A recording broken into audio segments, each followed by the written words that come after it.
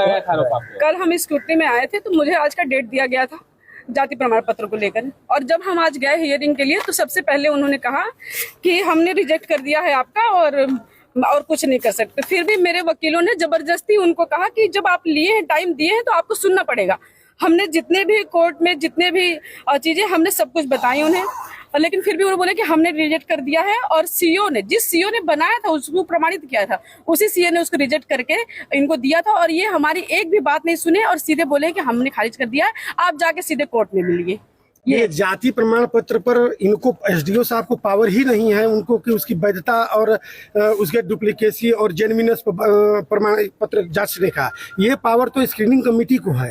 कायदे से screening committee को इनको भेजना चाहिए था और बाकी इलेक्शन का फॉर्म स्वीकार करना चाहिए था। स्क्रीनिंग कमेटी का जो फैसला होता आता उसके बाद निर्णय होता। जीता हुआ आदमी चुनाव कोर्ट में नहीं हारता है, हो जाता, लेकिन उनको कुछ सुनना ही नहीं था। वो बायस हैं और कोई भी बात, कोई भी आर्गुमेंट हम लोगों का नहीं सुन रहे हैं। पहले से वो अपना लिख के रखे हुए थे और एक लाइन में कह दिए कि हमने खारिज किया, अब आप कोर्ट जा सकते हैं।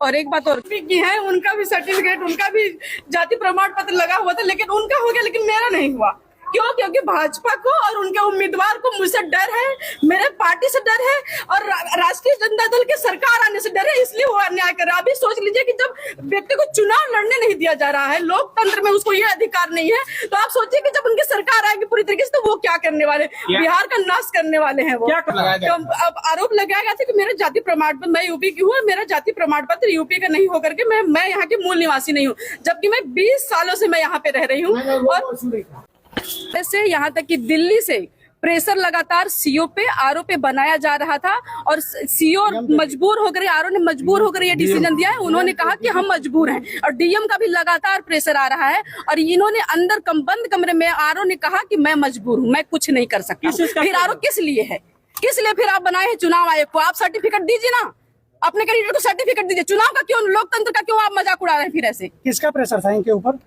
भाजपा का प्रेशर है, अमित शाह का प्रेशर है, मोदी जी का प्रेशर है, किसका प्रेशर नहीं है?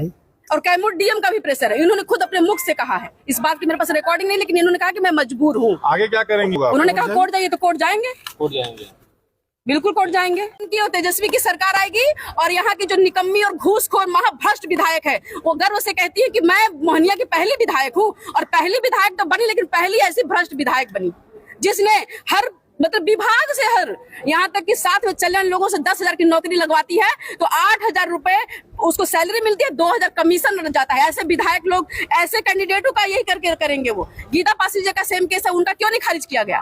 क्यों नहीं खारिज किया गया? मैं जानना चाहती हूँ इस बात को भी।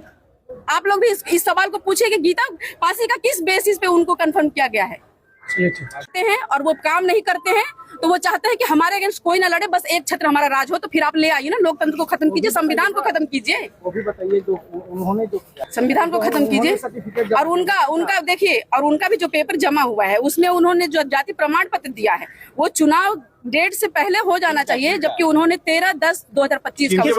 संगीता जी की बात कर रही हूँ, भाजपा जो अभी प्रत्याशी है। कब जमा किए हैं? वो उनका सर्टिफिकेट बना हुआ 13/10/2025 का बना हुआ है, जबकि उससे पहले होना चाहिए। कैसे उनका हो गया? नोटिफिकेशन से पहले का होना चाहिए। आरोप लोग नहीं लगाए थे इस पे? मैंने बोला आवेदन भी दिया है मैंने, हाँ, लेकिन वो भाजपा से, इसलिए उनकी सुनवाई नहीं होगी।